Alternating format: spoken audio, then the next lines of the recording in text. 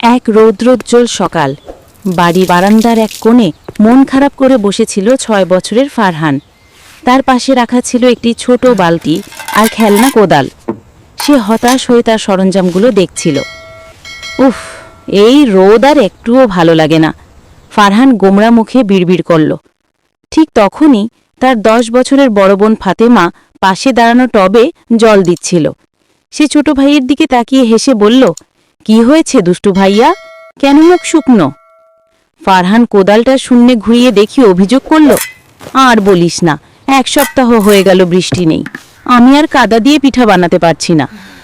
ফাতেমা হেসে মাথা নাড়িয়ে বলল, কাদা পিঠা ছে, আর দেখ, আল্লাহ যদি বৃষ্টি না দেন তাহলে তো মাটি শুকনোই থাকবে, আমরা কিভাবে বানাবো? ফারহান মন খারাপ করে বসার ঘরে এলো। মা তখন জানালার পাশে দাঁড়িয়ে আকাশ দেখছিলেন, আর বাবা সোফায় বসে পত্রিকা পড়ছিলেন। মা বললেন, দেখো তো বাবা, আকাশটা কেমন ঘন মেঘলা হয়ে আছে, মনে হচ্ছে এক্ষুনি বৃষ্টি নামবে। মেঘের মৃদু গর্জনে ফারহানের চোখ ঝলমল করে উঠল। সে উত্তেজনায় লাফিয়ে উঠল, আসুক, তাড়াতাড়ি আসুক, আমার কাদা পিঠার জন্য জলদি আসুক। বাবা পত্রিকা থেকে চোখ তুলে ফারহানের দিকে তাকালেন।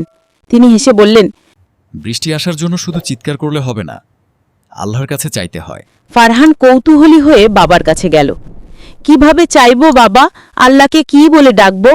বাবা ফারহানকে কাছে টেনে নিলেন। তিনি বললেন, যখন দেখবে মেঘ জমেছে বা বৃষ্টি শুরু হচ্ছে, তখন একটা সুন্দর দোয়া পড়তে হয়।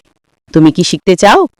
ফারহান আনন্দে লাফিয়ে উঠল, হ্যাঁ হ্যাঁ, এক্ষুনি শিখতে চাই, কাদা পিঠের জন্য এই দোয়াটা খুব দরকার।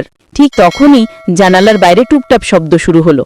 মা উৎফুল্ল হয়ে বললেন, শোনো শোনো, আলহামদুলিল্লাহ, বৃষ্টি শুরু হয়ে গেছে। সবাই মিলে জানালার কাছে ভিড় করল।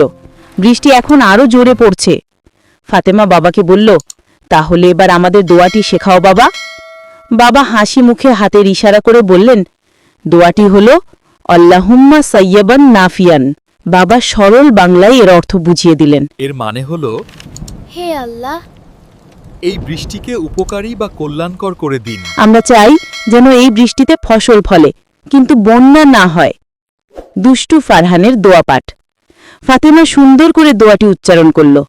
আল্লাহুম্মা সাইয়্যিবান নাফিআন। এবার ফারহানের পালা। আল্লাহুম্মা সাইয়্যিবান নাফিআন। সে চেষ্টা করল, কিন্তু জিভ জড়িয়ে গেল। সে মজার ভঙ্গিতে হাত দিয়ে তাল দেবার চেষ্টা করে বলল। মা হেসে ফারহানের মাথায় হাত বুলিয়ে দিলেন। মাশাআল্লাহ ফারহান, একেবারে ঠিক বলেছ।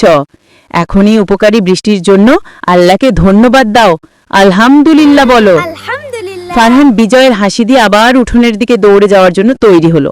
এখন জলদি করে আমার কাদা পিঠের আয়োজন করতে যাই। ঠিক আছে, দুষ্টু ছেলে, যাও, কিন্তু খবরদার, কাদা দিয়ে পিঠা বানিয়ে ঘরের ভেতরে আনবে না যেন।